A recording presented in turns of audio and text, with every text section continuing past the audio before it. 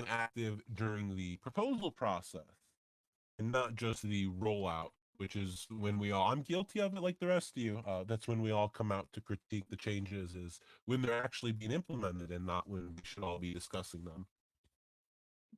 So I am going to begin looking, thank you, Monty. I'm going to begin looking at the couple of people that have their hands raised, Village. I'm assuming you're good to take questions Yeah, for sure. I'm from. good to do whatever you guys want me Okay. to do. So I'm just gonna right in the road. Darkblade has his hand up right in front of mine. So let me see. Can I come over here? So I have to. I can't just like move you. There we go. Okay, you got the request. Thank So I'll mute thank you. Darkblade. You go ahead and throw your question up. All right. First of all, I just want to say thank you, Village. You've done so many things for the game. Everyone, show Village some love, spam. I love Village and the Balkans. Oh, great. Uh, Oh, no. This is going to end well. Oh, no. Why? Had to be done. Had to be done. But I have a question, and then I wanted something I wanted to say to you because I was going to tell you in DMs until I saw that Ron was doing a I radio never show. got that wall of text. Yeah, I was literally almost done, and then I was like, "Well, I guess I'll just ask him in person then." But my first question is, what are the expected changes that Prefontaine and the design team are expecting from this update? Because that's my first question. That's what I want to understand. Well, now I have to find. Let me read through my forum post. So I think the overall goal, I honestly have some of where it is, the unit section that changes. So if you look at the forum post, the spy attacks against missiles thing, all the way through to vital defense changes, I have no idea. Those are leftovers from 2021. I could not explain the idea there. I think it's just mostly just some small rebalancing things, but I think those are kind of the least controversial part of it. Spy counts is obvious. If I recall correctly, the nation score from cities was intended to not widen. What's It's the word? supposed Shrink to. declare ranges. Yeah, that I'm fine with. Is meant that kind of came out of the discussion. I think that was like a year ago at this point of down declare issues and things like that. And the idea there was just if city score goes up, then that means that score becomes a little bit more tiered by city.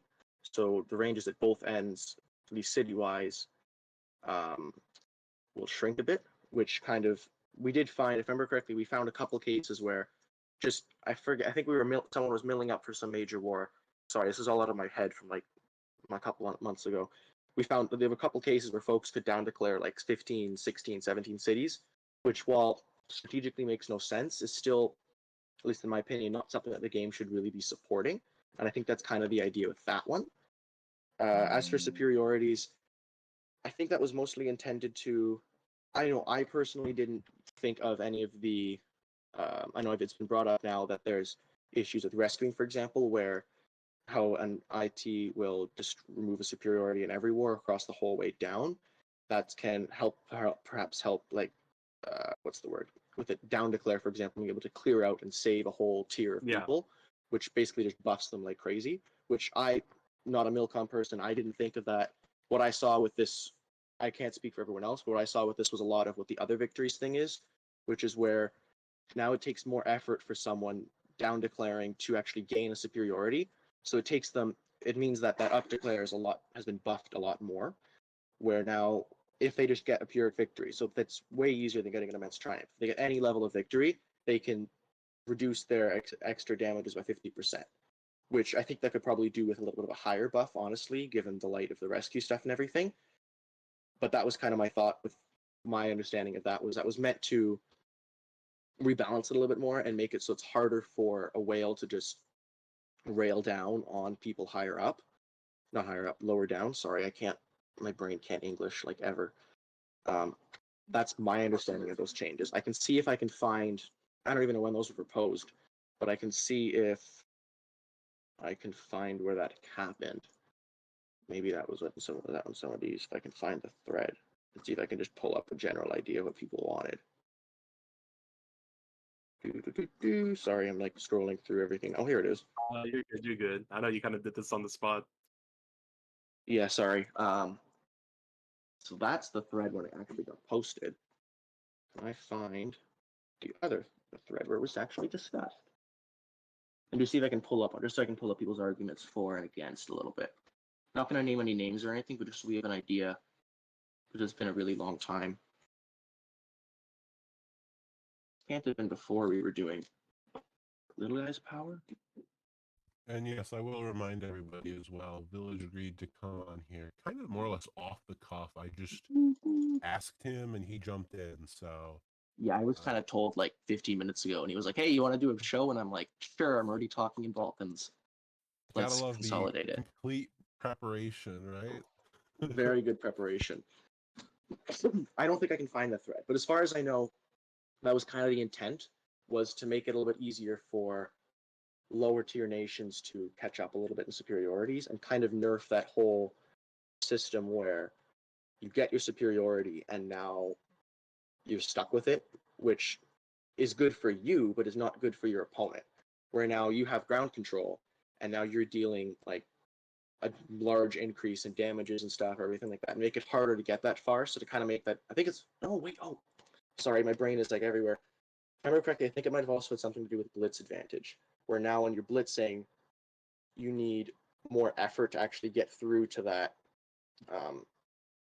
get through to the superiority state. So you actually have a better advantage on the defending side, where now it takes whatever 1-2 attacks just to clear troops down to a point where you can start getting ITs, and then it takes another 2 attacks to actually get that full superiority, where now there's a better chance for people to come back and counter and take control there. I think, yeah, sorry, I think that actually might have been, sorry, I'm like all over the place. No, you're I'm good. sorry. You're good. Take your time. Take your time. You're all I good, think, Village. if I remember correctly, that was also part of it too, which I think that's also a really good point. And because I think there was a lot of discussion at that point in time about blitz advantage and how basically whoever wins the first round of a war Especially when is it's winning entire the war. war. Yeah, it just wins the entire war. There's no chance for a comeback, which is kind of why I think the base changes were implemented, where now there's a lot more of, oh, what's the, sorry, I'm getting like, my throat is really dry and it's killing me all day. Take your time, mate. Take your time. Grab some of that Competitiveness. liquid H2O. Oh, I've drunk like 2 bottles of water today. It ain't done anything for me. Just dries out after like 10 words. That, and going back to what I was saying, that kind of ties into, I think, why the base changes were implemented, to kind of break that cycle of, just basically break the cycle of beige cycling, where now once you get into a good beige cycle, there's no way to build back up, and you're just sitting on nations and destroying them. Where now with beige girls capped at 5 days and stuff, and you get beiges from just expiring wars, there's no way to effectively beige cycle anymore, because you can go all the way through a whole war, even with expiry, and still come out the end with at least like 6 turns of beige. So no matter what happens, when you end your full slate of wars, you will have at least 6 turns of beige, which gives people an opportunity to rebuild and come back from that.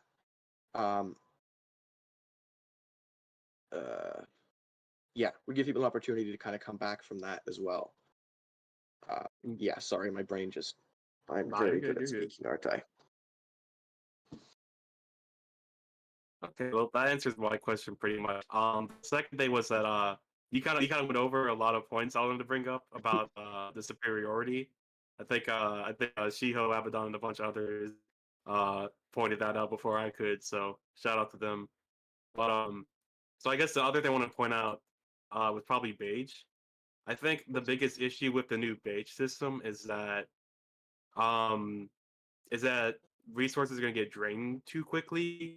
So it will either end up in a situation where um alliances have to start buying a lot of more war chests, or wars will happen much later, or wars will be like very short.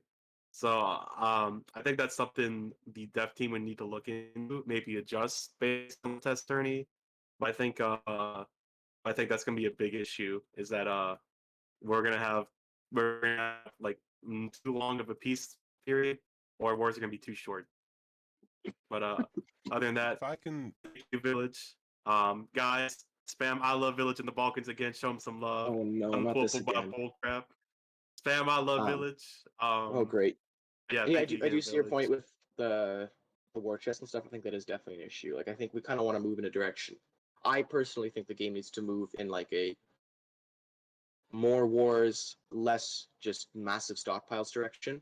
Like if I remember the numbers correctly, it was something like 60% of food was in food and raws were in alliances, which was kind of why that helped the chain deleting inactives fixed the raws issue a bit more, but didn't really do anything for food or menus because those are basically just alliance stockpiles for war eventualities. And the problem is I think people are really there's no real benefit to going to war. The only real benefit is dealing damage to your enemy, like just infra damage, which you lose a bunch of infra too. So I think we kind of need to fix something in that regard so that there actually is a benefit to spending resources on war, because that's really the only good resource sink we have in this game is war.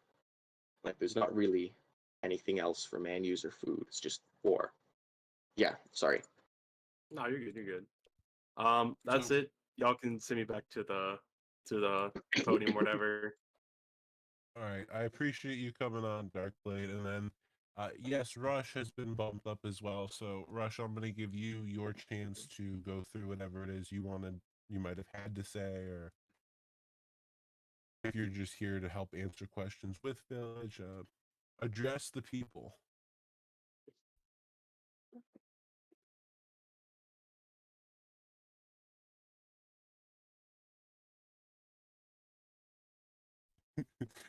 Yep, Rush is dead. Oh, we just lost Oh, man. bye bye, Man Rush. overboard. Rest in peace. We'll give He Rush a knows. minute to get his tech working again, but yes, thank you, Village. I believe the next person that we will bring on once. Oh, he's muted and deafened. Okay. Uh, we will bring Mindsum on to talk to you as well. I just want to give Rush a second to see if he can. I've never heard Rush speak at all, so works out. Yeah, I wonder if you're all just actually We're Alex all just the same puppets. person. It's just Yeah, Alex 1, Alex 2, Alex 3, Alex 4 with a name changer. Or not name changer, voice yeah, changer. could be. All right, well, Rush, just ping me in the Balkans when you got your tech working, um, and I'll have whoever's talking wrap up their discussion. In the meantime, I do Mindsum, want to you've been go. invited to speak. Go ahead, Village. I forgot to do this earlier. I was kind of like jumping between like 6 DMs and like 3 different channels. But I want to compile a list of feedback and stuff. So I posted a thing in Balkans, and if there's other stuff I missed, I tried to remember what I've been given. But if you have other stuff that I missed, please tell me so I can add it to my like Notion doc, so I can actually send it to design folks and things and make sure things get looked at. And Yeah. to help out Village, if you're going to make a suggestion for additional How did I? feedback, please reply directly to that with a ping. This way he can check back through after. You can set your pings to server pings Village and Yeah. check and see who replied to that. Hello. And Rush is here. Hello. Okay. So I'm mostly here to just help Village with the memory stuff because some of this stuff was discussed eons ago. Yeah. That'd be amazing because my memory is crap. Is there anything that you I wanted to forgot. add at the moment, Rush? So design did actually have a very long conversation about the resources issue, and this wage change is making wars potentially much more expensive. And there were some ideas around that time. I'm not gonna try and dig those all up right now because it's largely going to be a see how it actually plays out thing.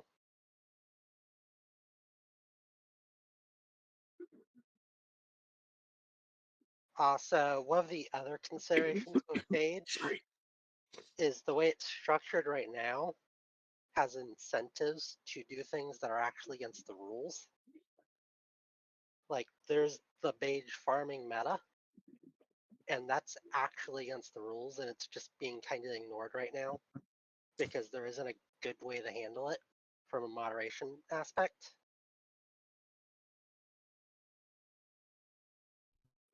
Fair enough. So hopefully the new beige changes help address that kind of stuff. So the goal is to you guys view that as breaking the rules, and you're trying to get a way to prevent that being the primary way to win wars. Yeah, we don't want people going out and attacking random people just to lose wars and get beige. That isn't a good balance. In situation, Fair it's enough. not a good gameplay one either, and it's more or less what the slot filling and rules were designed to prevent.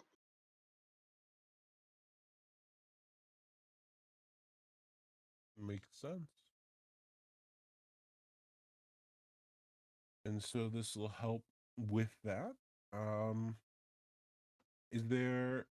I believe that covers that portion of the area.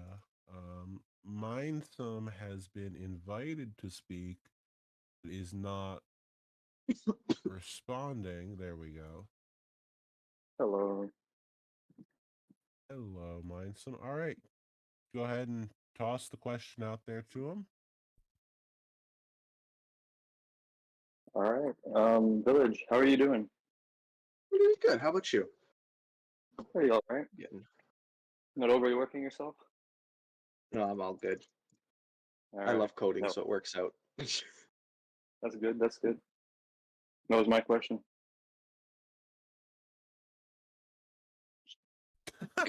Oh, sorry. I don't know. Was there something? Was okay. No, his sole question for coming on here was to make sure you're not overworking yourself. Okay. Oh Lord. I mean, I did All have right, a then. question, but I don't think you're the one who'd answer it. Would You Rush can be give it a able to shot if help? you want. I don't know. So there was a project that was suggested. I think it was or it was one that was announced. It was you get a free city if you have like certain amount of unit kills, but I didn't see it as part of this announcement. Was that one like canceled or something? To my understanding, that project got so much negative feedback that it kind of just got dumped by the wayside. Which is basically what happened with advanced metropolitan planning as well. Wow. Which, yeah, I thought it was a pretty good is project. So it was an interesting idea. I just think it needed a little bit of balancing and was kind of like a crap in the face to whales and stuff. Because it's like, well, you actually built things, but now people just get a city for free. Like, there's not like any effort involved there, really. There's the unit kills, but I don't remember correctly. The unit kills were like, they were intentionally designed to be something that I think it was, I forget what the percentage was. It might have been 20 or 50% or something that people could actually get. Like, it was not like an unachievable number of unit kills or something. Which, yeah. yeah, that makes sense.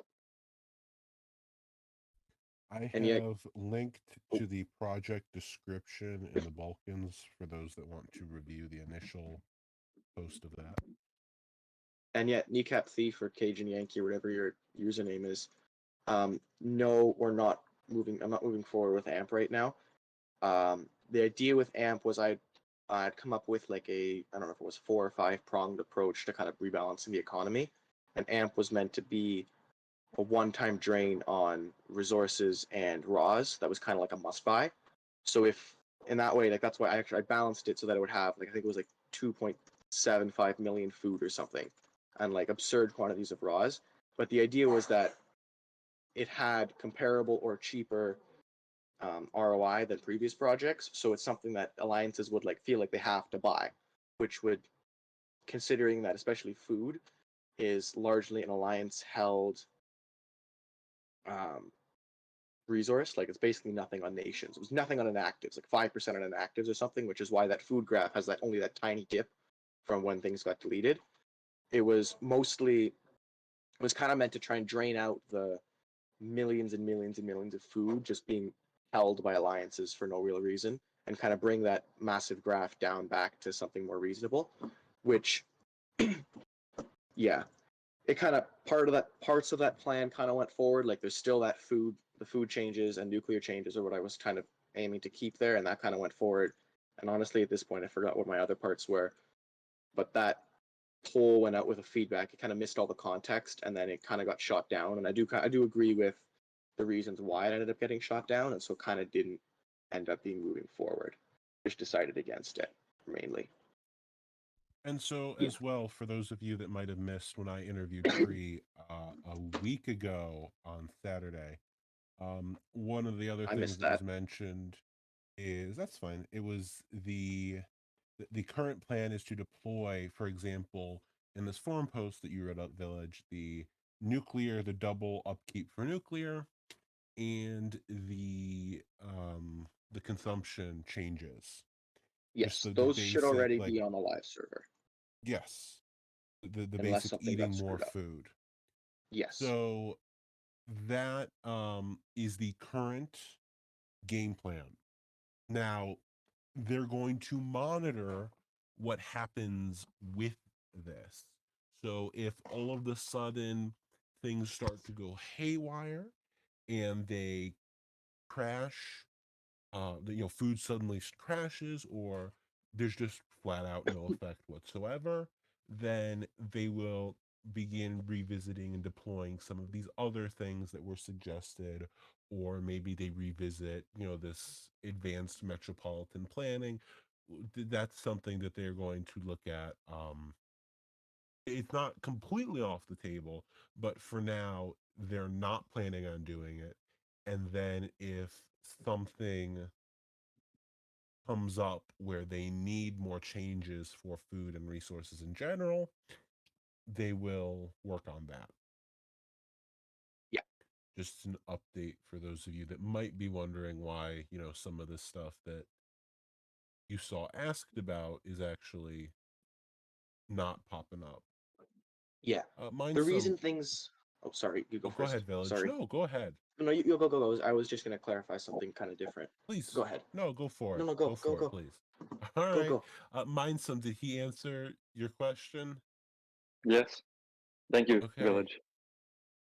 No problem at all. All Yeah, right, what I was going Village. to say is just the reason the rollout is happening in this kind of fashion is that one, I don't want something to just screw up and then now we have prod issues, least of all in a big global, which is kind of why we're going with the test server tournament. I ended up going with 3 weeks because A, the community voted that, and two, that means we can get multiple rounds of war in. And that also gives an opportunity to people to actually build up to some semblance of like low low city teen tiering, which honestly I might even maybe I'll even consider. Maybe we'll consider some reductions of changes to the timer just for the tournament. Um, maybe to kind of make that a little bit more representative. Because to be completely honest, testing beige and superiority changes with up and down declares isn't really going to happen in the tournament. That's going to be something that happens in the next global. And if it is screwed up like mad, like the global is awful, we'll obviously come back, revisit things, move forward, other things. But that's kind of the logic behind the longer one. As for anyone wondering why a 6-day shutdown on war declarations, that's because when I did the wars rewrite, I changed some columns and things, and so I don't want to have. It's not necessarily 100% backwards compatible with existing running wars. It'll be fine for war history, but it might cause issues with existing wars. So I want to make sure that things have a clean slate moving forward. While most of the other like partial superiorities and military salvage changes and stuff are locked behind feature flags, so I can turn those on and off at any point in time. Those changes do rely on the wars rewrite. Like I only implemented them once, not twice. And they also like will drastically change wars. So that's why things are getting shut down for the 6 days. As for what was I going to say? The other thing, right? Yeah. The last thing I wanted to say is just while I could deploy some parts like piecemeal, like I could say, for example, the IP verification I could put out today. I want to try and keep things. I want to do as much as just one big rollout as I can, just to make sure that there's no weirdness where I accidentally put something in the wars rewrite section that it's not actually being applied or anything, because I wasn't the most careful with that. I made sure to lock things, but I'm not certain where things truly overlap. So I'm kind of trying to leave things behind that rewrite was kind of my idea there. I don't know if that was really necessary or anything, but yeah.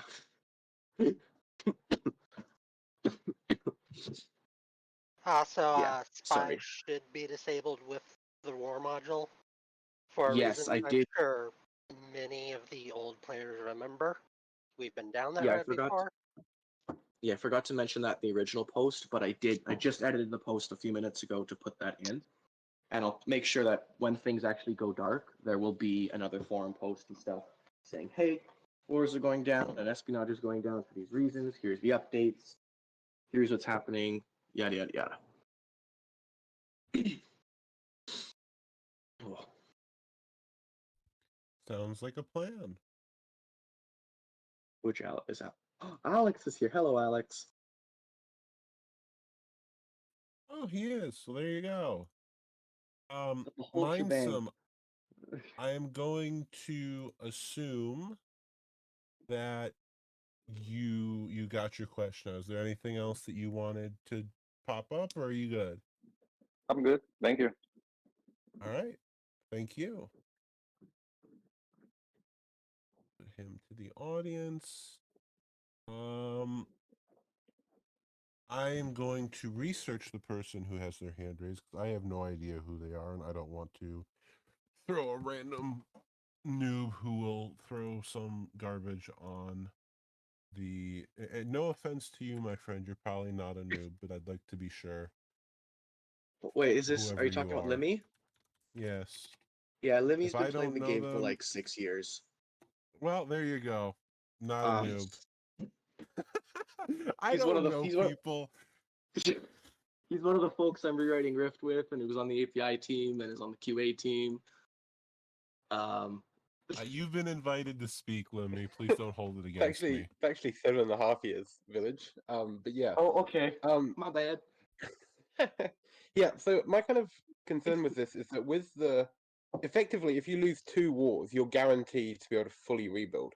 And that seems a little bit crazy.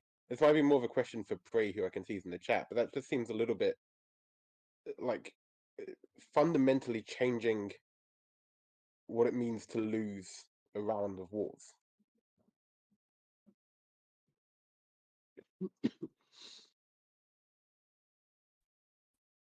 So I think that's the intention, actually. I'm not going to be able to speak completely on behalf of Prefontaine, but it seems like the intention is to make it so that losing is not really that detrimental. Like, it's going to suck, but the goal appears Yeah, to be to make it not detrimental. but it seems with a lot of the economic changes recently, it's been to detriment big alliances with big banks. But this change seems to make it so the bigger the bank you have, you can just win any war you like. And it just kind of seems to be against kind of the philosophy of the design team, which seems to have been more towards lowering the power of big alliances with big banks. Can we hear me? Prefontaine is Yeah. on. Yes, we can hear you. Yeah, the idea is to change things. It's so that the first round of the war does not decide the victors of the war outside of a large party coming in from the outside and stepping in. That can still happen, and you don't necessarily need as large of a party. So there could be other people that come in after the first round knocks out their ally, and they're more willing to activate optional treaties and things of that nature and come in and try to present a united counter blitz after the initial blitz. It's effectively to give a side the option to rebuild and fight back after the first round. Yeah. But that kind of goes on indefinitely, right? You can just rebuild and fight back the entire war if you've got resources. Yeah, if you still want to bash your head against overwhelming odds, if you're outnumbered or if you're in a losing fight, you can choose to keep grinding away your resources against greater numbers. Or if you have the ability to overturn those numbers, more power to you. So I guess the question here, Prefontaine, is also going to be: is there something that has is there a method that the design team saw looking at this to replace age cycles, given that that is the predominant way of warfare, and that under this environment, I can see that there's a benefit and a negative to this. The benefit is, as you said, if two fairly even-sized alliances decide to 1v1 each other, and one blitzes, the blitz wins probably the first round of war, and then, as was pointed out, the alliance that's been attacked does their full rebuild if they so choose, and comes back after the other alliance.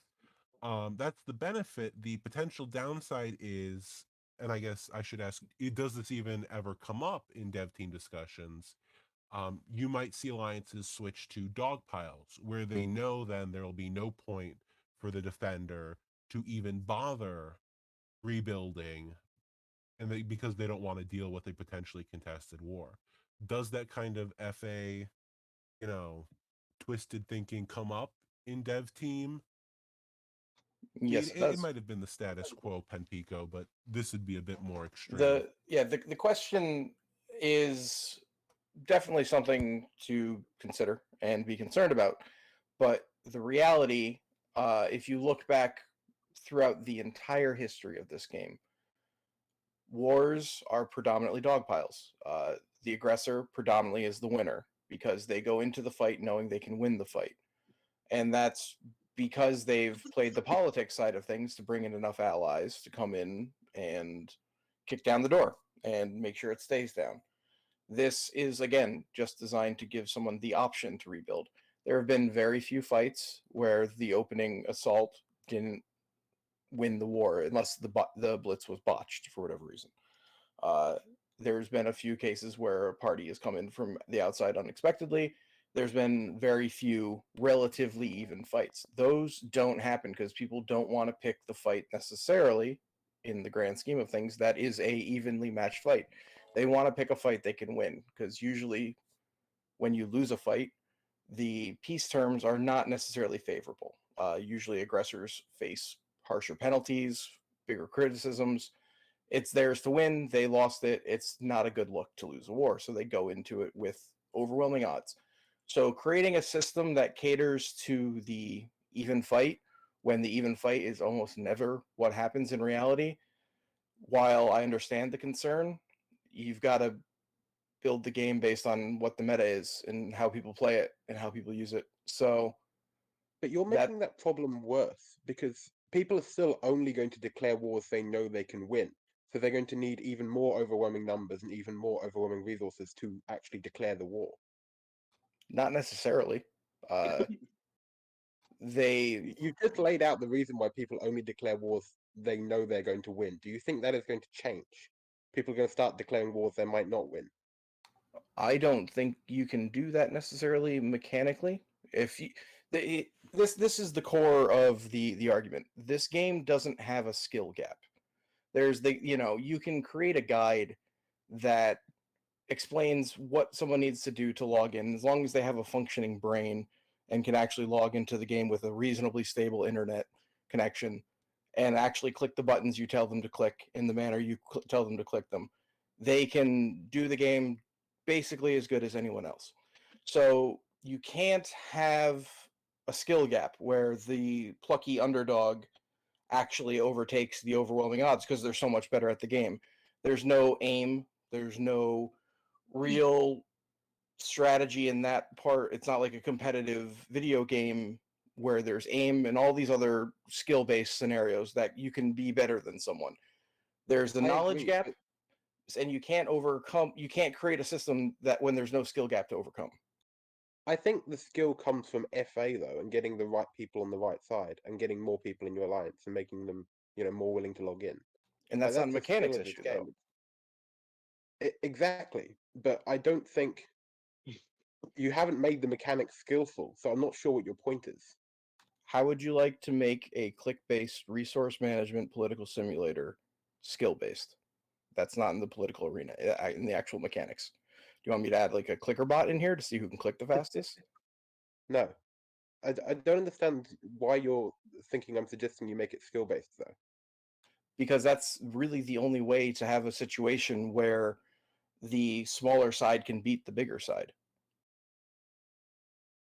Yes, but that's not my point that should be possible. I'm just saying that you're making it so the bigger side is going to be even bigger now. Well, I'm going to make a small counter argument here. It could be even bigger, but at the same time, it provides that that larger side now has an equal opportunity to rebuild too. So if the war, it means if you have a fight between two equally sized powers, it'll be a lot less of, okay, we'll declare on this one dude, dogpile, or just declare on him. We get that blitz, whatever. Sorry, my brain is not. Blitz advantage. Now we have air superiorities and everything else. We're on a slight down declare here. So we're going to carry them down, stay in a beige cycle, and now the war's done. It becomes a lot more of, okay, we've won the first round, but now that means my enemies have beige. Well, now my enemies can come back and fight. Or for example, if you're the attacker and you go, great, we declare, and then like, oh crap, we screwed it up. We got whatever, some ally came in, or nothing happened, and you just lose that round. Well, now you have beige. And you only have to lose those 2 wars, as you said, to get that 5. I think it was you who said that, to get those 5 days of beige to rebuild. So now you have an opportunity to come back and redo your blitz. Especially if the wars are managed well, everyone on one side or the other can come out of beige in roughly the same amount of time. Where, Yes. because as you said, it's 2.5 days per beige. It only takes down once your defensive wars are done. So if you manage your offensives well, then you can end up in a situation where your entire coalition is coming out of beige at the same time and attacking another coalition that may or may not have scattered beige usage. And so now you Yes, have I that agree same with this. opportunity to come But back too. So it can this it can definitely, I think it can definitely go both ways. this effectively means people are going to be able to rebuild forever, right? So it Yes. just becomes who's got the most resources or who's willing to put the most resources in. Yes. So Which is it's not still necessarily a good thing. the side with the more Not quite. resources that wins. If someone wants to keep choosing in a 5v20 as that 5 to rebuild over and over and over and over, yes, they can do it until they run out of resources. Village was what's the word? Predicating that war he was just describing was an even war. And which I don't think will happen because nobody would declare war they know they can't win, as you said. Yeah, I fully agree on that. I think what we need to do is I don't know if there is a mechanical solution for this, but there needs to be incentives to, whether politically or mechanically, to declare even wars or underdog wars, so that it actually ends up being a political situation where it's less of, you know what, we don't like these guys, or I forget what ward was, but a while ago the justification for some global was just these guys are growing too fast.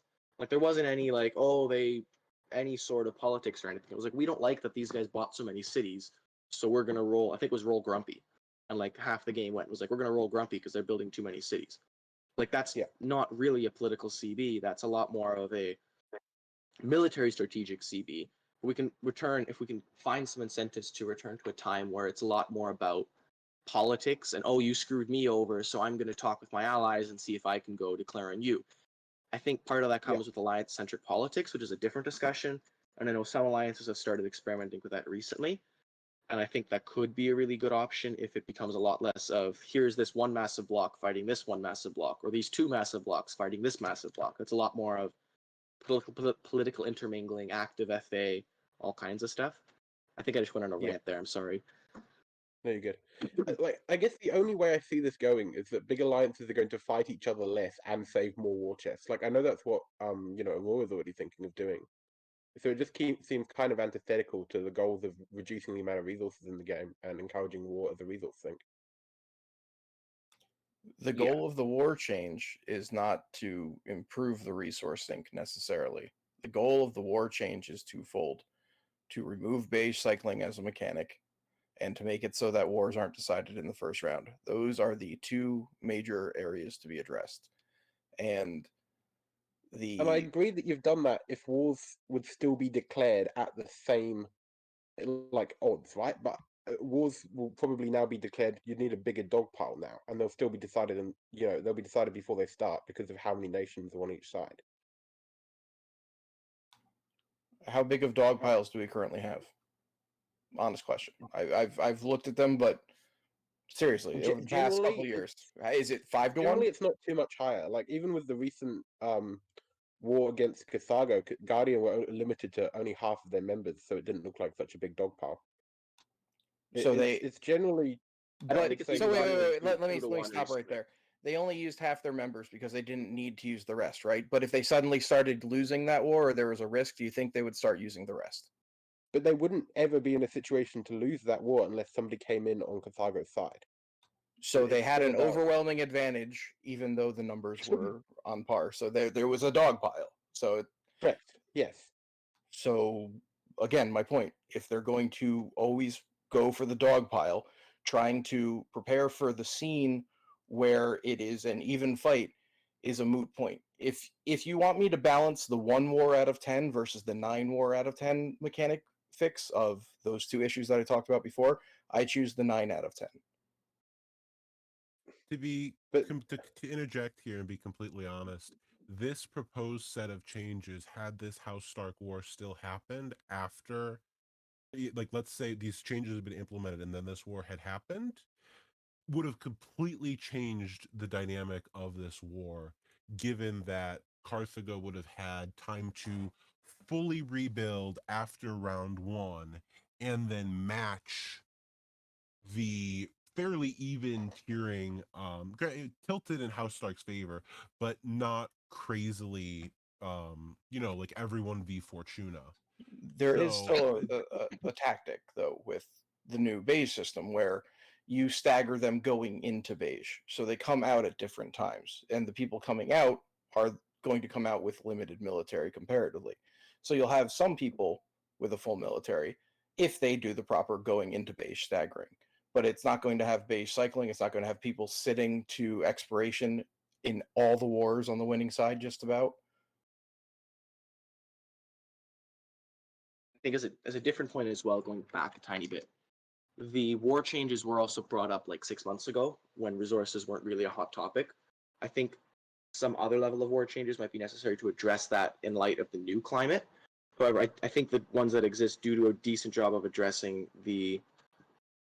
No, I forgot what they were. Great, my brain is blank. That's always awesome. The 2 points pre-brought up as actually they were meant to address. I think they do a good job of that. And as well, also a different point. Some of the various vital, like the VDS and missile changes and stuff, and nuke changes and everything, that also does a huge impact for losers as well. So if you're losing that war, like you're being dogpiled, you have a greater chance of dealing higher damage to your enemies, because now you can build like 3 missiles a day, destroy twice the improvements from a nuke, destroy twice the improvements from a missile, which those improvements aren't that much, but they do have the potential to destroy units, especially if in reduced infra builds. And like even the block changes are down too. Sorry. Defensive wars, Putmir.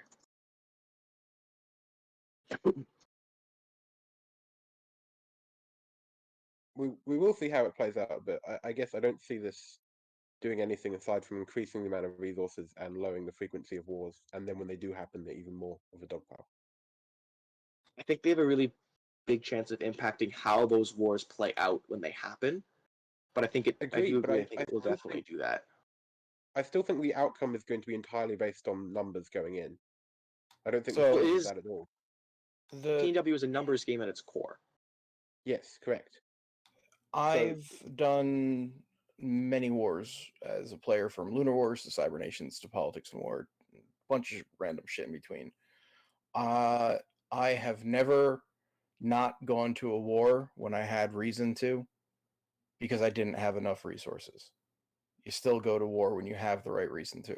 If the game has shifted away from having reasons, political reasons, to go to war, and instead the only reason to go to war is because I'm worried someone has more than me, so I'm going to build up more than them to then take away what they have. If that's the only reason for war, then the politics in the game is effectively nil, and that's something the players need to address. But you said yourself that 9 out of 10 wars are dog piles.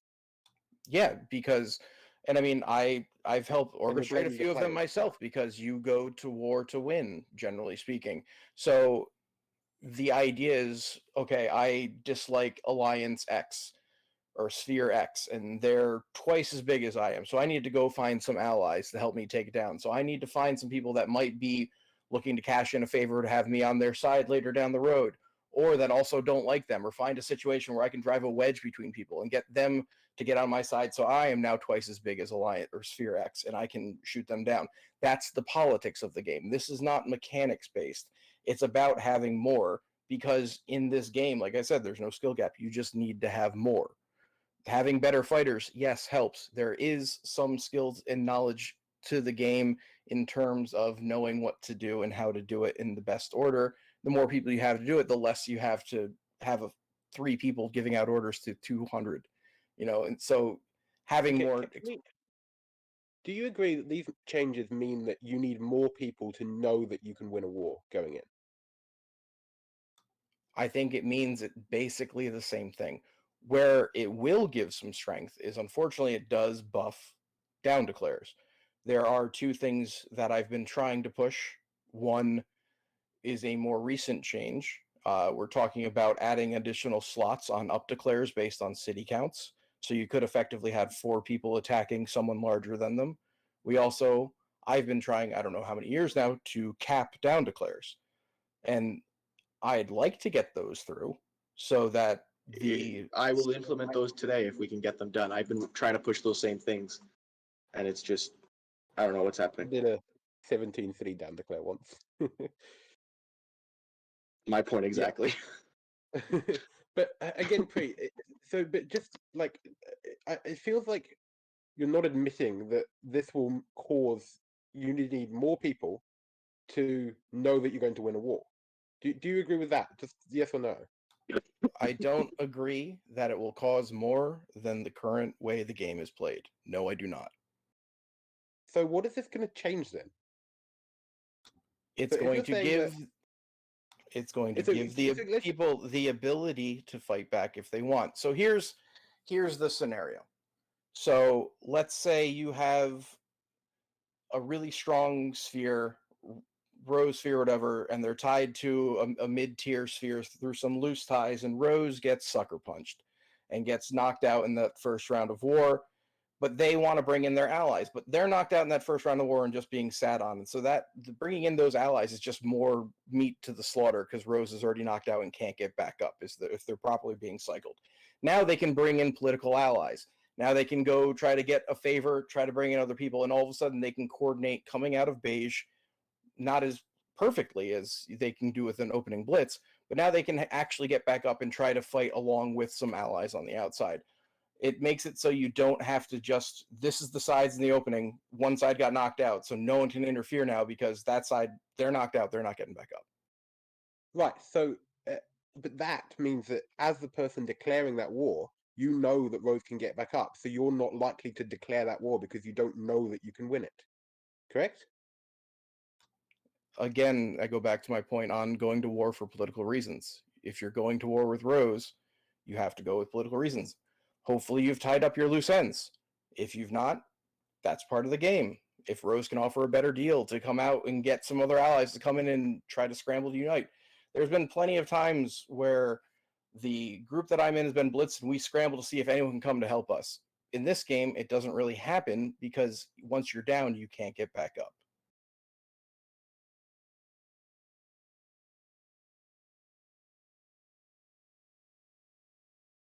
It in a way also, if that does end up happening, that also feeds into a more political system too.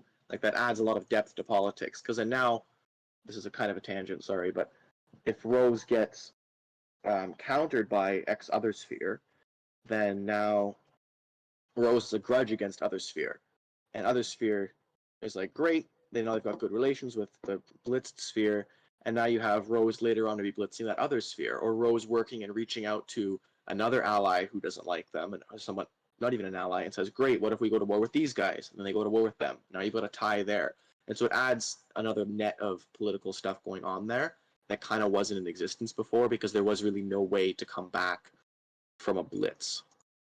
Yeah, I agree with this, but this is kind of ignoring my point that wars are going to be much less frequent now, at least among big alliances. Yeah, I think that's the problem that has to be overcome for any of that political stuff to actually happen. Is there needs to be some real reason to go to war. At the moment, there really isn't. Like, I will say I have never led a major alliance, but I've been high tech gov, which is saying something, not really much, and I've run a couple micros. And to be completely honest, especially in the micro situation, I would never go to war with any other alliance if I had a choice, because there's just no real reason to do so. Like especially if you're in a disadvantaged position, unless you have some way to deal massive damage, it's kind of like why? I might be speaking out of my rear here, not really understanding things, but there's no real I would incentive agree. to a lot of war going stuff. The only one that's like even slightly exists is color blocks, like kicking lower tiered alliances off your color block. But that barely a thing now that there's like 5 color Yeah. blocks at 75 and everything else is really low. So The there's other Yeah, kind color of blocks aren't really. They're not something to fight Just- over. The other thing they that are, you but only might against use, micros. Yeah. the one other reason that you might go to war would be if you have members that need training for coordination, if your milcom needs, and that's purely for defensive purposes, so that you know that if you get hit, you guys can put up a little bit of a fight and not just get completely blown over. Yeah, but again, you wouldn't do that against a top 10 alliance. You'd find some micro, right? Yeah, you just find some micro and you'd raid them to hell, and then you pretend like you're fighting someone who's coordinating, which doesn't really encourage wars above the top 10 or anything. Yeah. And those alliances will just gather more resources because you need them if you're going to be hit.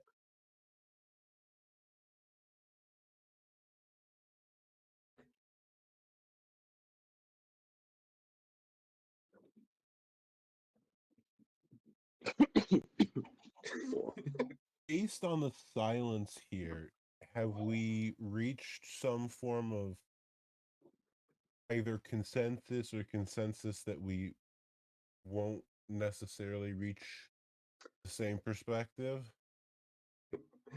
I think we've agreed Maybe? on the facts. I think we've agreed on the facts, and we're disagreeing on whether or not those are a good thing. Okay. Okay, I'm adding this to my feedback thing.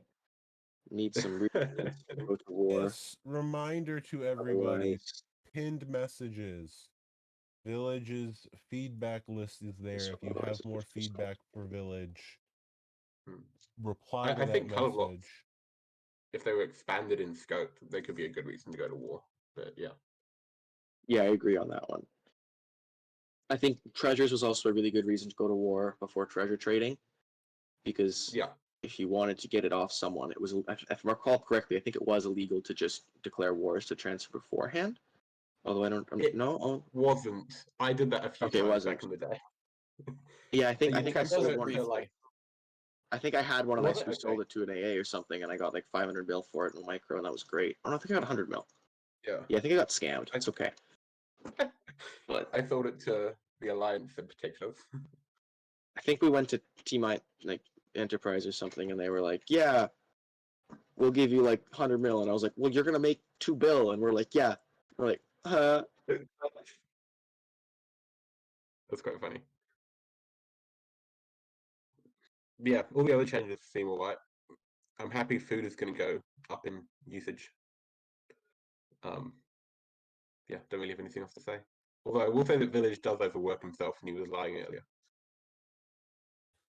No, I don't think so. That's because of school. That doesn't count. I don't have Yeah, that's school true. now. No, But- uni doesn't count though. Uni isn't overworking. Okay, if there are incentives, this will help. Thank you for coming on, Pri. I see you jumped off. And then Political. Lemmy, thank you as well. I appreciate the jump on. Anyway, thanks for thinking I was a noob. I'm sorry, man. If I don't know your name, that's where you qualify. I will not make the mistake again, I promise. All right. Help too. I'm gonna throw you back to audience, all right? Yeah. And okay, he's been tossed. Thank you to Help Monty or to whoever use. the heck is managing this, your lifesaver. Maybe Be it's better. cleaner. I don't know. Thank you to all of you. Oh, Does what's the anyone English word? else have questions for the man talking to himself or Dr. Sorry, I'm talking to Rush? myself, trying to figure out what I'm writing in I'm my just change thing, so it teasing you. actually I'm makes just sense. teasing you. Sorry. I'm just messing with you. You are okay. I walk around Darkblade campus and have wants like to make. full-on conversations with myself. Oh, I Like, do that it's all the time. not You're great. okay. You're okay. It just makes people think you're crazy. Nothing, terrible. Yeah. Does anyone I can't other confirm before as a mod that everybody is crazy. I believe it? Does anyone other than just before I bring Darkblade on for his second appearance, does anyone else I updated my have feedback post, just anything saying. to pop in, or are we going Um, to? I think, who was it? Tabby pinged me in Balkans about the city thing and Sharkbait.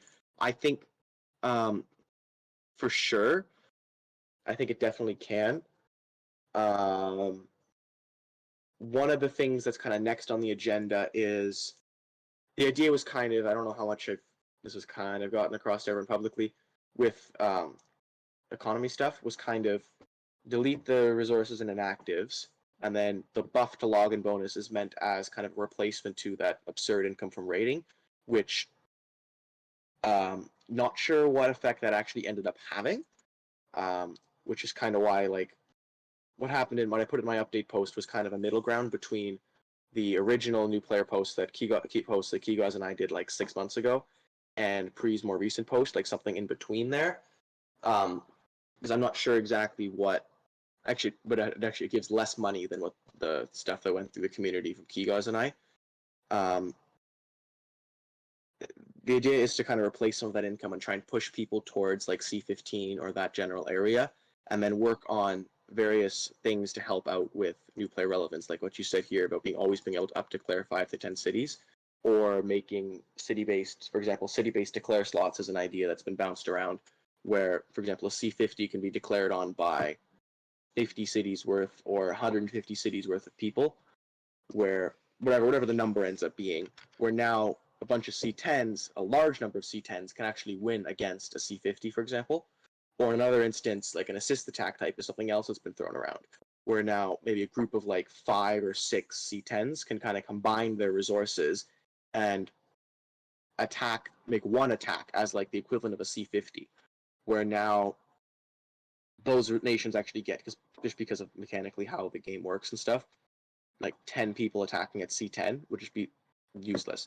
But if those people all combine together as like a C60 or something and actually attack, then they can actually do meaningful damage. Which, that's another idea that's being tossed around. So the hope is that we can get some of those changes out over the next few weeks. It'd be awesome if maybe by the time this update actually hits prod, maybe some of those changes are ready to go and thought through and stuff. That'd be amazing, because we've got like 4 weeks for that. So hopefully. Um, but yeah, the idea is to kind of work with a little bit of that and try and keep things relevant there. And so that idea in Shark Bait or whatever it's called is definitely one of those things. Sorry, I ramble a lot. I'm sorry. You're perfectly fine. Would you mind if I read through this flat city-based up declare range? Go right ahead. Okie dokie, this way everyone knows what we're talking about. Universally, there's one thing that PNW players love to hate, but we're not here to talk about KT today. Instead, it's the second most hated thing, war score revisions. And to skip to the actual stuff, wars are basically decided by the Blitz, and once military is knocked, the losing side can just be consistently crushed. Um, the highest city count whales can then buy more infra and militarize fully, which generally leaves them out of range. Hatebi suggested that fixing this would be to implement basic up declare ranges that add into the system. So you'll always be able to up declare within 5 to 10 cities, number not set in stone. So you'd be able to, for example, as a city 20, if it was 5 cities, always be able to declare on anyone from 20 to 25. Um, and I think in general, Village went over that. It would be helpful to get things going. Now, Krampus isn't here, so I can't get censored for this.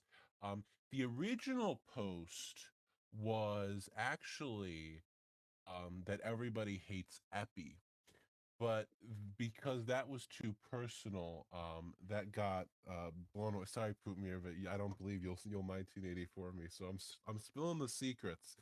The original post was that everybody hates Epi, and that got taken down because we don't want to harass people directly.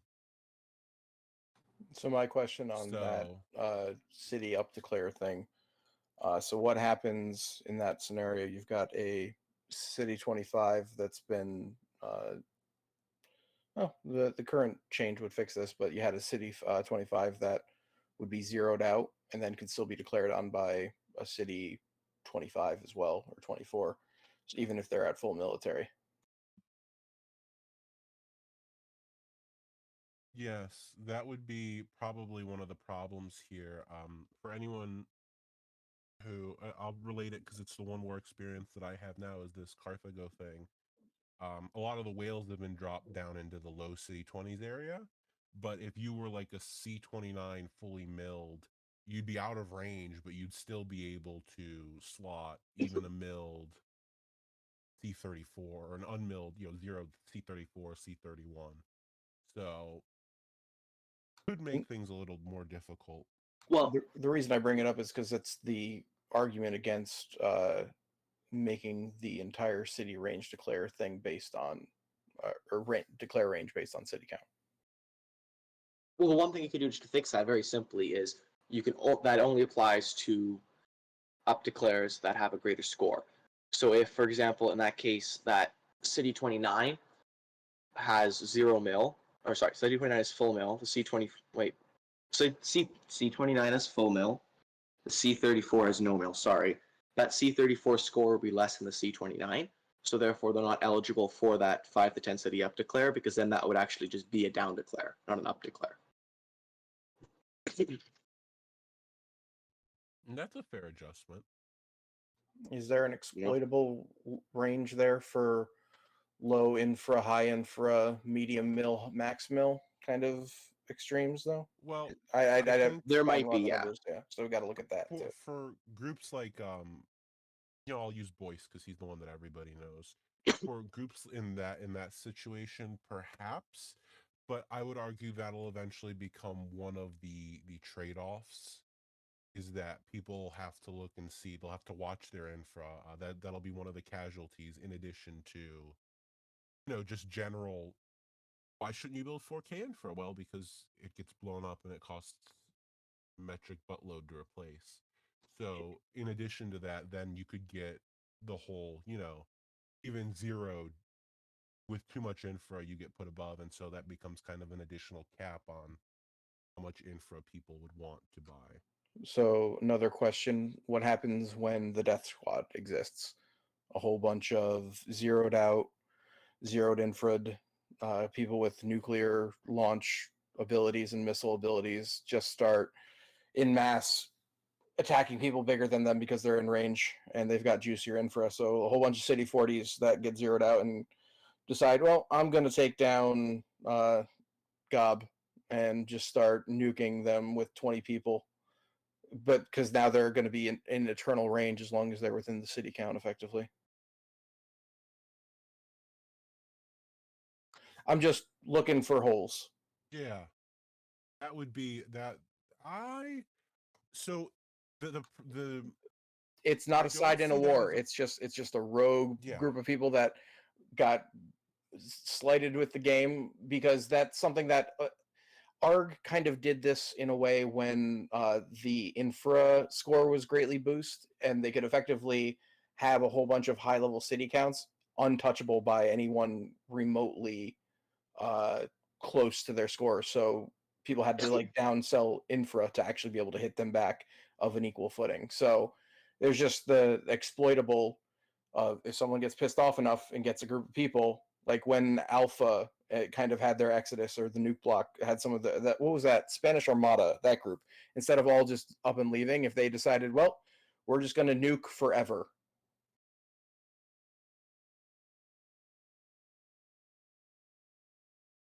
And I think that would be like if it was limited to the war, I don't think that'd be a problem at all.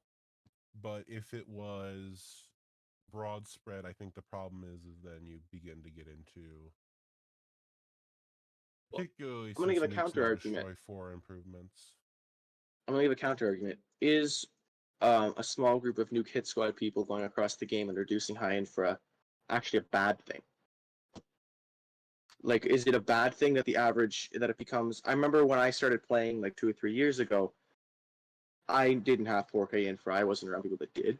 But for what I remember, 4K infra was like, oh my god, you're stupid to get that because someone in ARC is just gonna harpoon you down.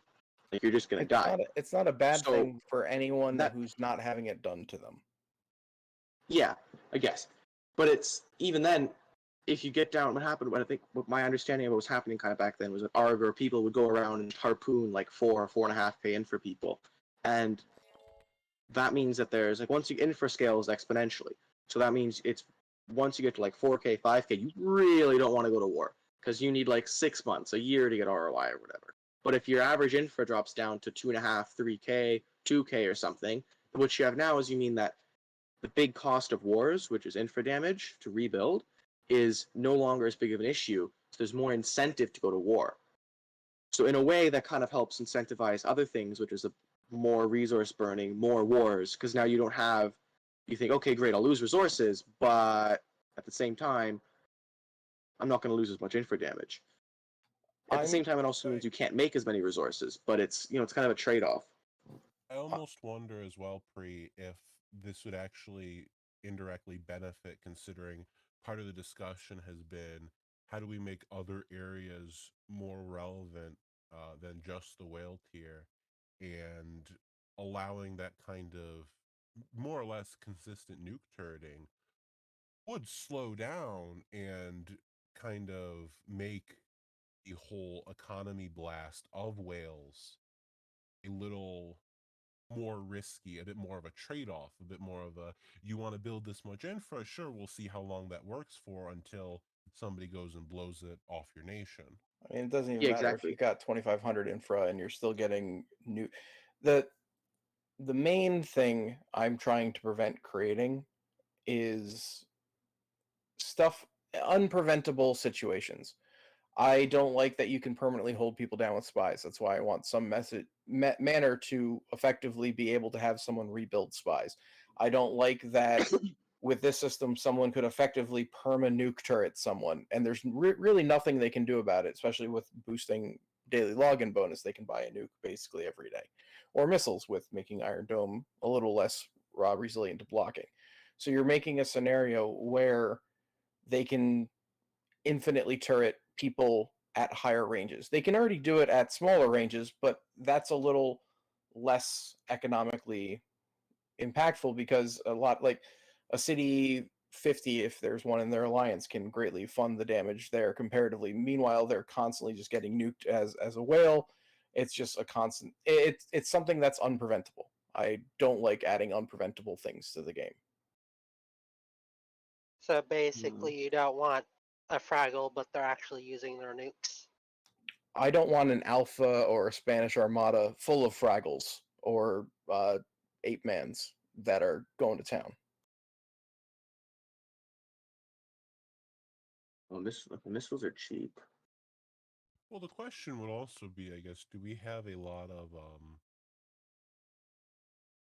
I don't know. See, I would have to. We don't. That'd be a discussion that's open. But do we have a lot of people that would go up at city like 40 or 45 or whatever and be that problematic up there rather than farm?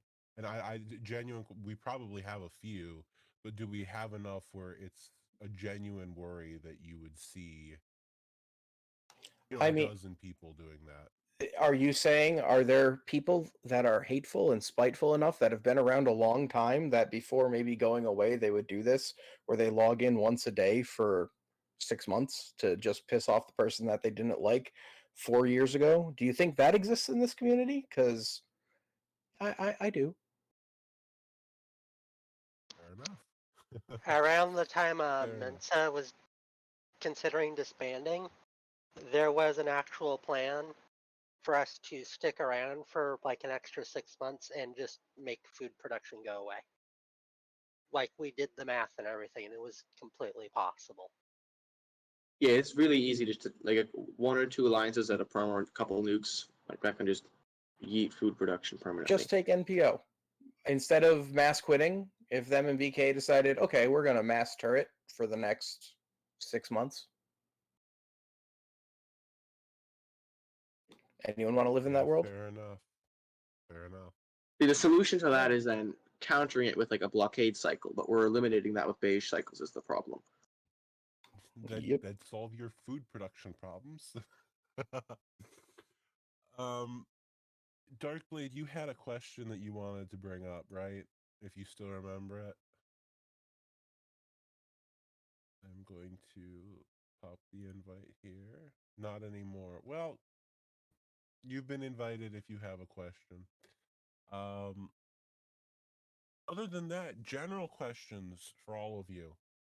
All of you 31 people listening, do you have any questions in general? I know we had a massive everybody yell at Village who's not responsible for the changes in the forum post. Yes, he is. He put them in the game. He didn't make those decisions. He made the decision to put them in the game. I see. If I didn't do it, then Alex would have, or I'd get fired. Or Payal would have done it, or like Alex wouldn't have. It's fine. Okay, that's fair, but well, he might have done it. Just following orders. Where have I heard that one before? Yeah, exactly. It's like the military. Oh boy. It's a team effort.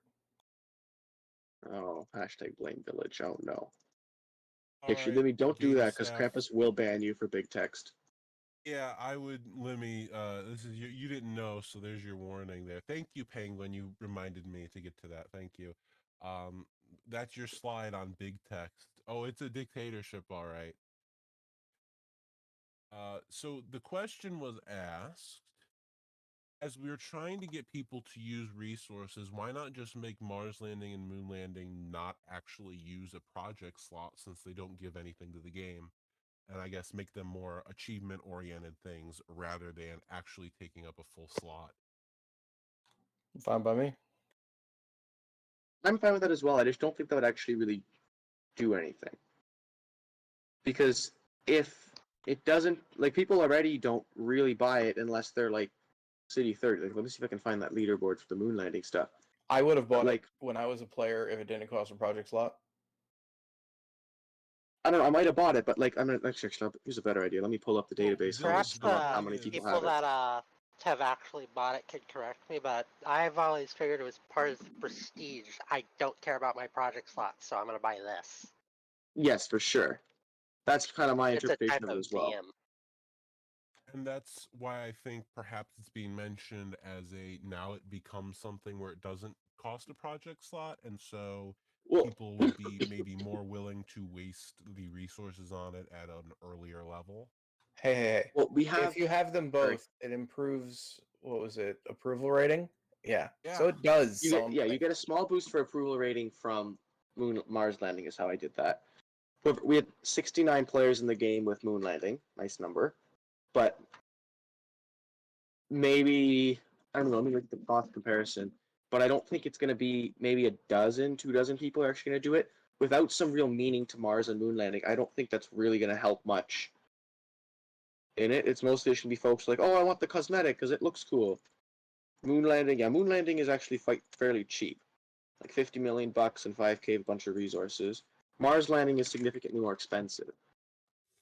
For those that Where is missed it? it, Bree was Projects. making a joke when he said approval rating.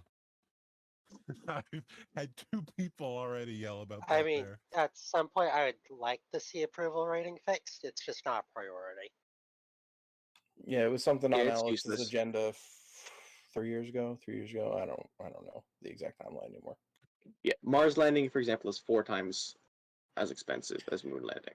I'd also rather not worry about spending too much time thinking about it. They're just cosmetic stuff at this point. If we want to talk about removing them from project slots to make them more accessible for more people, sure, I really am fine with that. The trade-off there is whether or not you want it to be a prestige item or whatnot, but that's like a BS conversation to have later. That's not Yeah, something it's that's like it's top of the board basically now. put it on a poll. Whoever wins the poll gets it. Fair enough. Darkblade, you had a question. You said.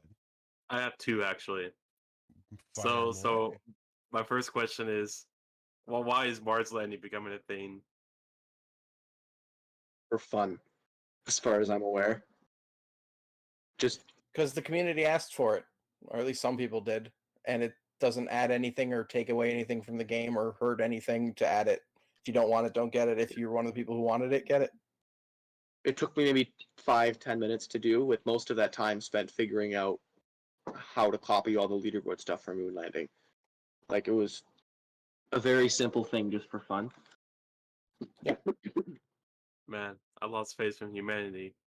All right, my second question is, what would y'all consider later on down the line adding like a project that utilizes moon landing and Mars landing?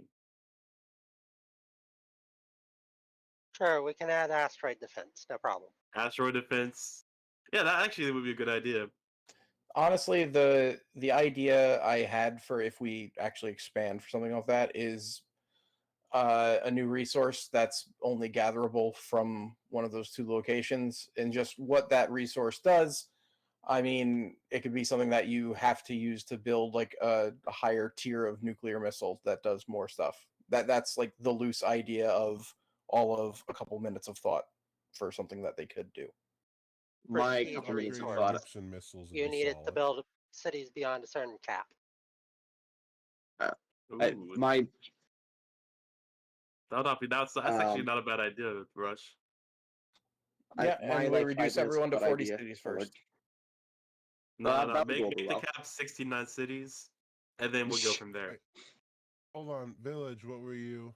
I was gonna say my 5 minutes of thought idea is much larger, but basically Clash of Clans builder base, with which just is just the moon / Mars, where we kind of do a DLC from the ground up a little bit in a way, and now you have more content, which is like 6 months of me building things, but it's okay. I mean, to be fair, it's Oh, not a bad man. idea either, because I think one of the biggest problems with this game right now is that there's not much you can do during peace. Which I do like Yes. the addition of getting rewarded more for logging in, but I think there needs to be like more like features added, and they don't exactly have to be like uh, you get rewarded for it. Just something like you can do in game to help keep activity or whatever. Kind of like one of those clicker games, like Cookie Clicker or Adventure Yeah, Capitalist or 100% whatever. agree. Yeah, for sure. I think one of the huge things the game needs to do is fix, especially at the new player point. Like once you get to like whatever 30 cities or something, you're entrenched in the game's community and you're in your alliance's community, and you're kind of going to stick around for those reasons more. But especially for new players, the game offers basically nothing to do. I know when I started, I was logging in like every hour, but I was building like 50 infra, 100 infra, and I was like, "Yay, I get another improvement," and then I'd log off, and then I'd come back a while later and I'd do it again. Like I think we need something that keeps people engaged and brought in. Like I know I'm gonna small tangent, but I know when Global Nations Online was a thing for a little while, I was addicted to that game. I would spend like an hour or two every day going through all my quests and redeeming things and building things and everything. I just loved it so much. Like it kept me engaged because it kept having like a continuous thing forwards. There was always progress to be made, and it was awesome. Yeah, I was kind of in a similar situation, especially when you hit like that C10 mark, because like Yeah, that's when like your growth starts slowing down, and you lose that yeah, exactly. momentum. That's kind of why I want to focus. I'm like that's was my idea with the inactive rating modifier, which I've axed at this point because of the inactive rating being mostly gone kind of now. Um, and now with like kind of the loot modifier and stuff, is the idea is kind of make those first 15 cities really engaging for new players, kind of pipe them in, get a new tutorial going, which I've got to figure out. Actually, I've got to figure out at this point. I think I still got to figure out that stuff, and then pipe people into, keep them engaged, keep them coming back, have a login bonus, maybe more Kino or new casino or something, keep them wanting to come back to play the game and get them hooked.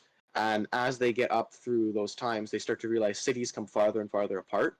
but they're in an alliance and they're getting into an alliance community, and they're not just stuck at C3. They're actually progressing and doing things, and that builds up a lot more stuff in their brain. Like, I want to play this game. I love this game. This is great. I'm doing things. Things are moving on. I'm going to start engaging in my community. I'll start engaging in Ron on the Politics and War server and stuff, and kind of get a bit more momentum going than what we have right now, which is basically just, here's a scrappy tutorial. Here's 50 recruitment messages in 10 minutes. Let's go. Yeah, You make it leave so now they because retention rates are awful. Well, in they, this they case, can get pulls of the slot machine if they ping Dr. Rush in the Politics and War Discord channel. well, with what you said, Village, I have two suggestions. I think this would help out. So the first one, some members of the community already do this, but my boys in Paradise and my boys in Rose, I like to play some poker games. I like to put some money on the line. You hear? So my suggestion is you implement a multiplayer poker game where you bet your in-game money and bet it on poker. All right. I would love to do that. Sounds like a Or- way to funnel legal funds and avoid Agreed, though. blockades. That's the problem, right? Well, if I you're would blockaded, love you to can't do. play. You can't play. Or like if you're I at would war, you love- can't do it. But Yeah, I would love to do a whole casino. I would love to do a whole sports, like multiple sports teams and sports tournaments and all kinds of stuff as like passive things to engage in. My concerns are kind of, as Pre said, funneling money and resources from multis, the blockades bit, which is pretty easily solved, and then also gambling laws, because Politics and War is technically a 13 plus game, and I'm not sure how those laws will apply across jurisdictions. I'm not even sure if Keno is legal. I think it is, but it honestly might not be because we're a 13 plus game. So if we add now poker and blackjack and stuff, and you're actually having something betted on it, like you're betting on it, I don't really want the FBI banging down Alex's door and being like, "Hey, you can't be doing this," and we're like, so So you are Yeah. going to add the clicker. We're going to get a clicker maybe, I don't game know. installed. That's what's going to happen. That would Calling be it. honestly, I should just do that. That'd be cool. But well, an alternative could be then is that you do like gotcha games or something. You know, kind of like those little twisty things. You put a quarter in, twist it, and you get a prize out. And you can just put on the odds there. Like you can just put on there like what your odds are. So like you can put like $1 million in or whatever. You know, you might get like 100 coal, or you might get like 1,000 coal, or you're like, you know. But you know Well, your odds here's are. the problem. Here's the problem with too many things, where you actually have to physically bet things, and you have the option to bet a significant amount. Is that you do not want, as Village said, with these real world issues, if somebody buys a credit, converts it to cash, bets that money on something and loses it, you get into, the legal drama. The other thing is that there should be something ideally that can retain a player other than, like, here, risk your growth. Yeah, I I don't agree. know whether that's some sort of like RP version of baseball. I mean, like, I used to, side note, I used to do different kind of games to help with alliance retention as IA. So I don't know if you look at actually implementing something that's like an RP style game that they can do, like an Olympics thing maybe, which maybe has an option to bet, but you can just RP play, or you could just play it and then the game maybe has some like cheap little rewards that it'll give you for winning or something, like, nothing big, but some cheap little thing. This way there's Yeah. something to engage without people risking losing everything and then they quit because your method of engagement ruined their little bit of fun they were already having. Yeah, agreed. That's like, I want to do something with baseball.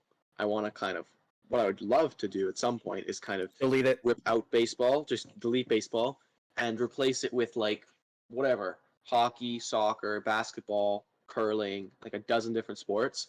But they all have, you can create your own teams, you can invest in your teams, you can play in different tournaments. Like we can have set up a whole league or something in the game where you're playing with different leagues and stuff, and you can build your team up through different leagues. Like a whole simulation type thing would be amazing.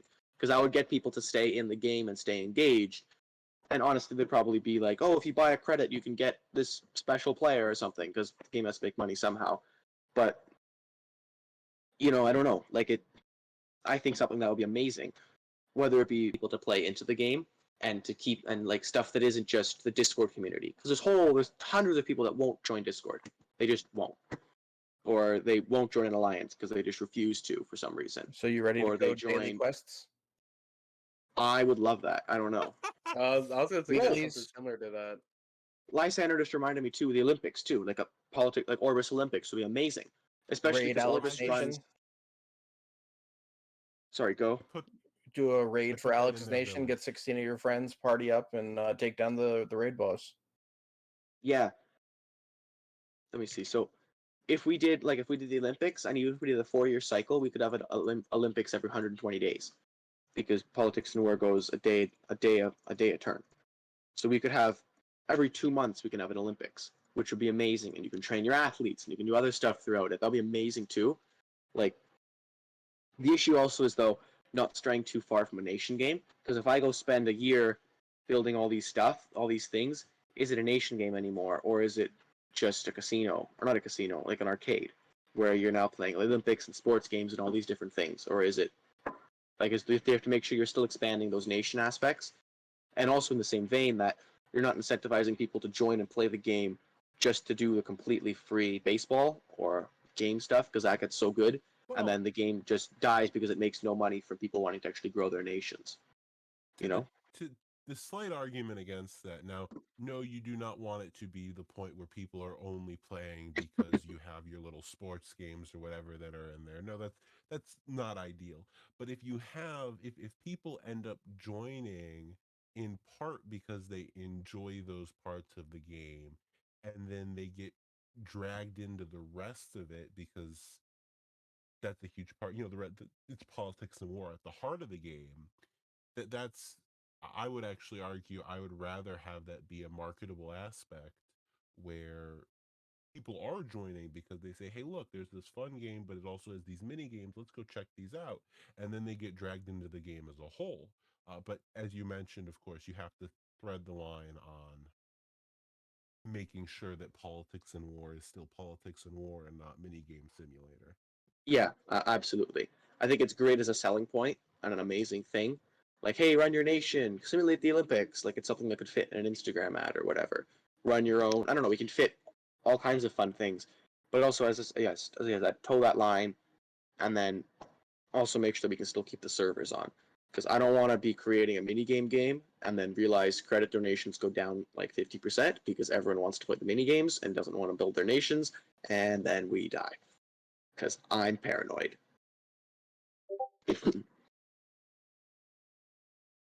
Yeah. So one other thing that I want to bring up is a suggestion that has been brought up several times here by one person specifically. Um, the suggestion was, I'm going to read it verbatim. What about a national debt function that acts as a tab that you have to pay off? That way you can keep up with your nation more, so you get your gross revenue and have the option to pay national debt, but you get interest on the amount the longer you don't pay. Things shut down if never paid. Now, before we even get into the 30 million reasons that the community starts suggesting on why they hate that idea, I personally look at that as, at that point you might as well look at codifying or exchanging business, making business somehow part of the game, if you're going to go that far on those suggestions. I only read it because I was asked to read the suggestion to get your guys' Yeah. opinions on it. I'll bring up two things.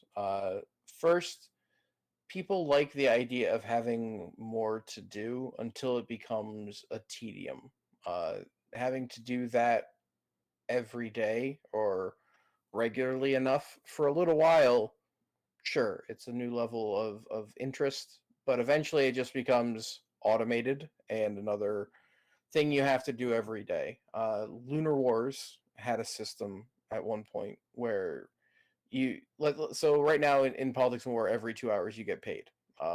In Lunar Wars, you would have to click a button to actually collect. So if you didn't collect your pay for 2 days, you would have effectively 24 turns in Politics and War to collect your resources and pay off any bills you had at the time, pay your upkeeps.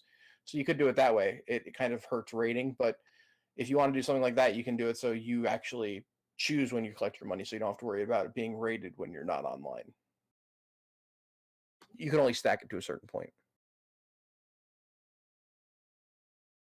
My other concern is, especially if we codify business, then is staff now responsible for a Federal Reserve or an FDIC? At Like, that point, you would have to talk to the business, somebody who's relevant there, and figure out what would need to be done, because it's such a mess between particularly the fact that, and I get why, but the fact that the game has kind of accepted that it's part of the game but refused to get into dealing with it, except for when it crosses over into multis or VMing to protect the bank or things like that. Then of course you treat it as any other case. But I understand the kind of, we don't want to deal with that. But if the, you guys ever did look at that, you would have to pull somebody from that environment, because it's such a mess that if you tried to regulate it without having the understanding of that, it would blow the whole area to pieces. yeah, at the same time though, I'm still concerned with, like, it's great if we codify business in game and it's like, oh look, I can invest in this business, but then the moment that business does anything wrong, it's people, no matter what disclaimers you say, people will pin on game staff to fix that. The game said I could trust these guys, I want my money back. The game put them in the Yes. game, I want my money back.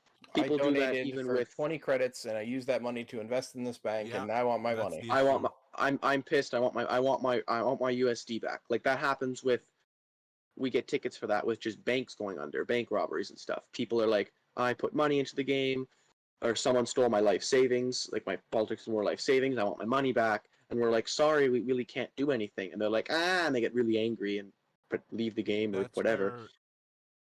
where like this discussion, like I said, would come into play, because I would never recommend you guys uh have like stocks traded through the game at all, because that's the full endorsement of that. If you were to go into looking at business, your first step would have to be actually something along the lines of what this guy is saying, where you'd have to look at a way for loans and loan collection through the game. Well, I think That would have to be the first step, is dealing with the actual activities of business rather than implementing them. Because if you just implemented them as they are in the game, you're still going to have people run with defaults. You're still going to have all the usual garbage that you have now that leads to 90% of these things collapsing anyways. Well, I think even if we implement it in game, we're still going to have people running with defaults. And if someone defaults or leaves the game or whatever, now that's tied in game, and the business feels like, well, the game let me add this loan in game. The game should give me my money back, and we still end up with those tickets and things and stuff, which is kind of the issue. Or even the other way around. Well, not even the other way around. Like, okay, so if we do that, then do we start deducting from people's taxes, like as a tax, the money to pay back a loan? Like, is that what's happening here? Then are Do you people just start? going to get Yeah. angry? Like, are they going to want loans outside of the game? Do you have to pay back manually?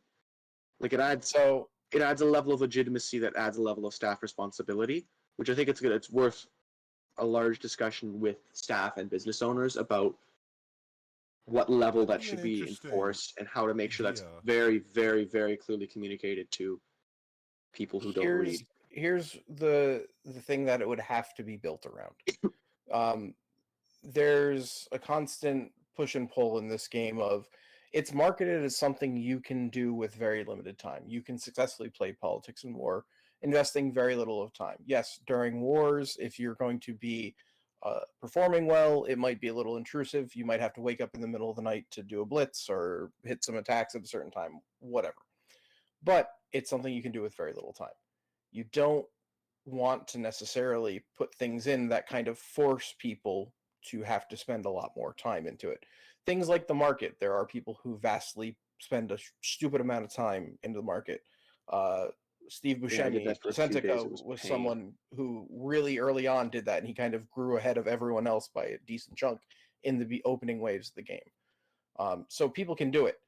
Kinslayer is someone who regularly does it now. So it's an area that you don't need to be active in, but you can be active in for a benefit.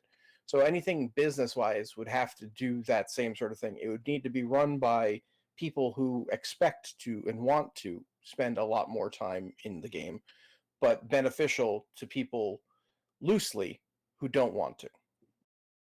Yeah. And I think what Village suggested actually with that kind of tax idea, where, like maybe somebody could put out offers for, the interface would have to be discussed, but the idea of having it be like an automatic, this percent of your income goes into repaying that would be very easy for somebody to engage in, who doesn't want to spend a lot of time on it, but managing the profits, the payouts, all of that outside of the game would be literally the exact same thing that people do now who run the businesses, and it's that optional time commitment. Well, I think the other problem though is if we go with taxes and stuff, is that now when they delete that, I'm going to go back to basically the same argument, but that adds like a third layer of legitimacy to it. The one layer is, hey, the game let me send them a loan. I want my money back. And the second layer is now the game let me send them a loan and has been paying me from their income. I want all the money they have on their nation, all the money in their cities, all the money in their whatevers Well, to get the rest of this loan back. Or what That's the happens other if they question. decide they are going to become Fraggle and just never have income again? That too. Or if they go, sorry, You're good. sorry, I There had are an idea and then I definitely a coughed lot and of then I holes. coughed it out of my body. Oh no. No, there are Coughed my definitely a lot idea of holes in it. out. It's just Oh, spitballing. like what if you want to default on your loan? Now the game doesn't provide you that option. Like what if you're Or like, if well, I it can't, does, it's not sustainable to keep doing this. I can't keep paying this back. I want to default, but the game doesn't give you that option. Or if you give it that button, then it's now, well, the game let them default, I want my money back still. yes. Then they declare war. It's like a huge can of worms that There's I'm the not so whole sure we want game it's staff a to be big thing to jump poking into, around in. yes. Yeah, it's a massive can of worms. It's kind of my whole point there. All I right. just brought it up because it was Everyone on my has sheet, the but responsibility. I'm sorry, going off of what's in chat right now. Everyone has the responsibility. Go to your university, go to your high school, go to wherever you currently reside, work, recruit 2 players to the game. Do it now. You have no option. Anyone fails to use their return code twice in the next month, or their the code that you get a referral bonus there. That's what I'm looking for. referral. Anyone who doesn't use that twice in the next 2 months, your nation gets cut in half. Bye bye. What about all of the For legal introverted reasons, that was a joke loners because there are people that will who take that don't as not a joke. socialize? What about all the loners that don't socialize at all? You gonna kill all of them for being lonely? You can find someone. Get your parents. All right, I am going to. I'll throw you a I bone. If you think- drag somebody back who's previously quit, they count for 2. Fair enough. And- Darkblade, anything else you wanted to go over? Yes. I want to shout Village, Rush, Prefontaine, and of course you, Lysander, for coming out here and dealing with us. So everyone spam in the chat. We love the staff team. We love the staff team. All right. Oh, great. Go ahead and spam that real quick. I only react to negative reinforcement. Sorry. All right, everyone, start spamming. We hate Prefontaine. What I'm used to. Oh boy. It's usually what the Other dev than posts that, look like. That's all I have left to say. Just thank y'all everyone for coming out and watching or participating in the conversation. Thank you, Village, Rush, and Pre. I appreciate all you coming on. Village, initial thanks goes to you because I asked you about this one off the bat, and you came on, and then everyone else problem at hopped in all. as well. Thank you all. I will last round for any questions from the chat or anything that I missed. And simultaneously, final comments from you guys. If each of you have anything, we'll go down the line: Village, then Rush, then Pre. Any final comments or things that you feel need to be gotten off of the chest? Village, starting with One, well, thank you, Dennison. I guess I'm weird. Thank you. Um, sorry, my brain has also left the building. It's like past midnight now, and that always leaves. The one thing I like to land off on is just feedback is really important. We really, really want to try to do everything. Like, the community is what's most important in this game.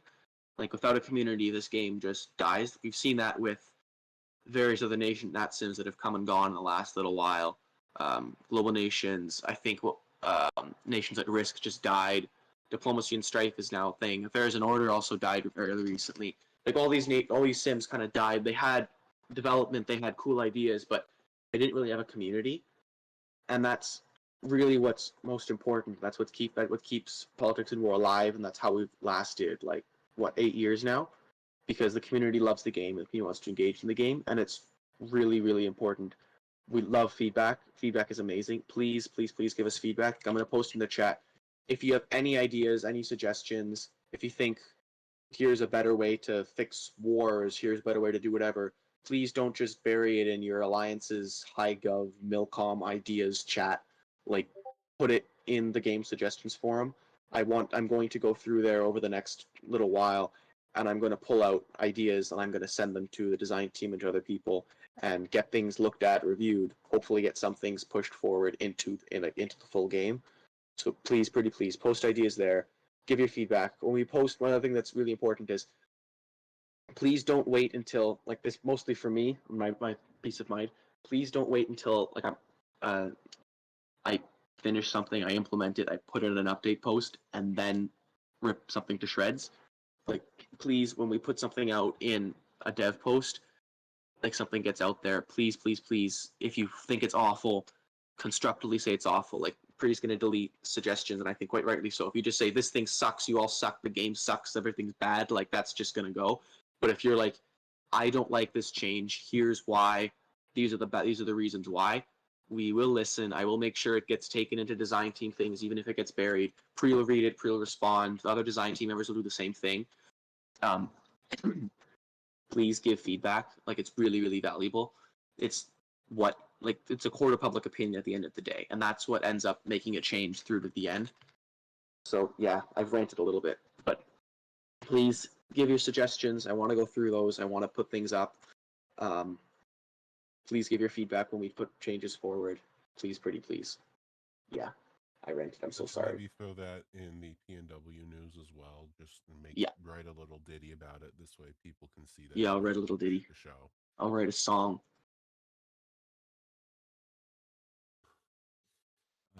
I'll go next, I guess. Okay, Dr. Rush, go next, please. Sorry, I wasn't paying attention for a second.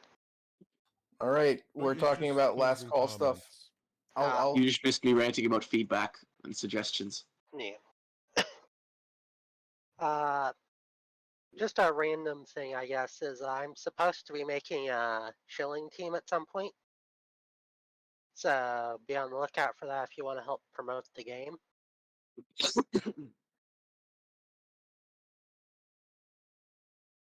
Oh, it's very different from villages.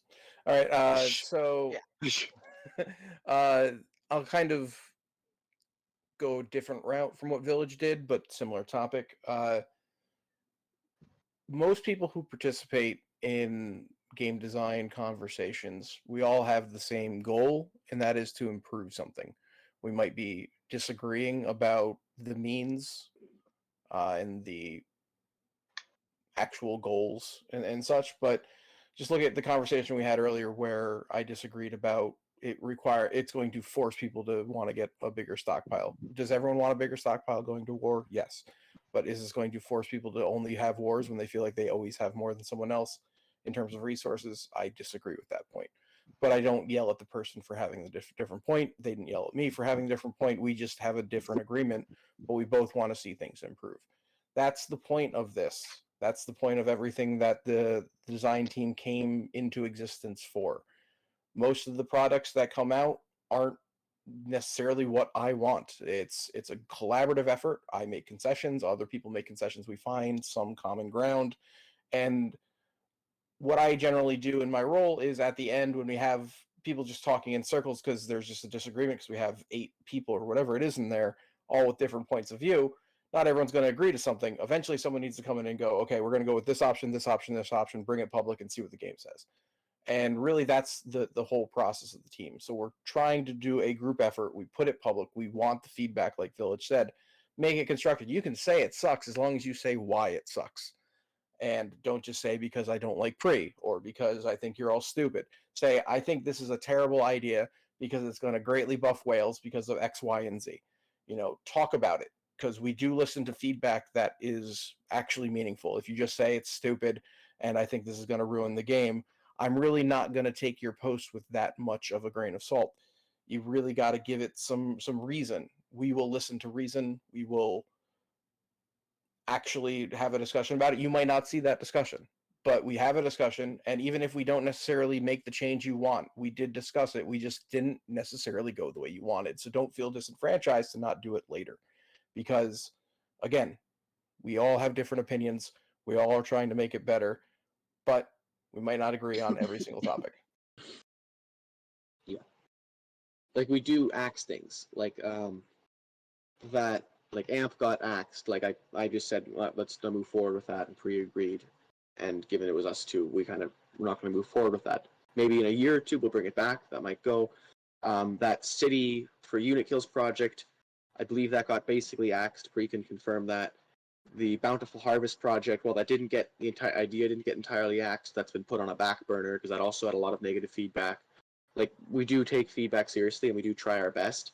Things aren't perfect. It might not always look like your feedback got looked at, taken into consideration, but it's not a perfect system. We can't necessarily address everyone's point individually, but we do our best. And please still give it. Like it's really important to do it, even if maybe we don't address your piece of feedback on this change. We will on the next one.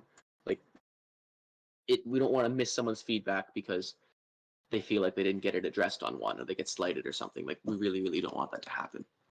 And post it on the forums because flying through Discord doesn't guarantee we're going to see it. Forums move way slower and it sits Absolutely. there so people can see it and link it. Anything, like put it in the dev threads for the change, or if it's off topic, in that game suggestions forum, so it will get looked at. Because we're at a point now in the game design and stuff where I have time. I can start looking at new things. I can start coding new things, so we can start looking at new suggestions. We're not tied up by a 6-month, 8-month war rewrite that I'm like, well, I can do that in 6 months from now, you know?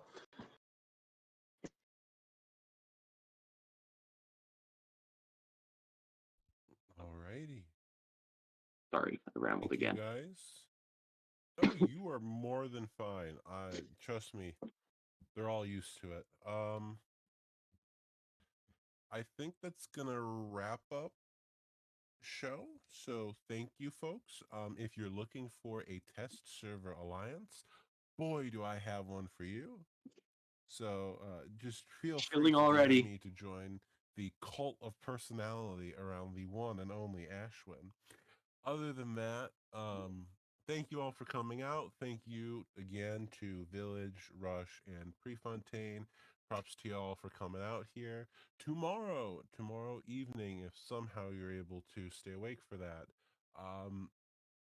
Alex will be interviewed by Kev and Juana. And so I imagine you guys will get to hear them grilling Alex about a lot of the same stuff that we discussed here, except in a bit of a different fashion. So make sure to check in for that and to get to listen to our new director as well as Juana interview Alex. I hope Kev does not fanboy. That would be terrible. At least we got this one off then, right? We got this interview off with you folks, and so if the other one's a disappointment, we had this one. That's gonna do Ouch. it tonight, folks. Thank you for coming out, and I can't end the stage, but Pootmere can, and so we're gonna blame Pootmere if the stage doesn't get ended. So.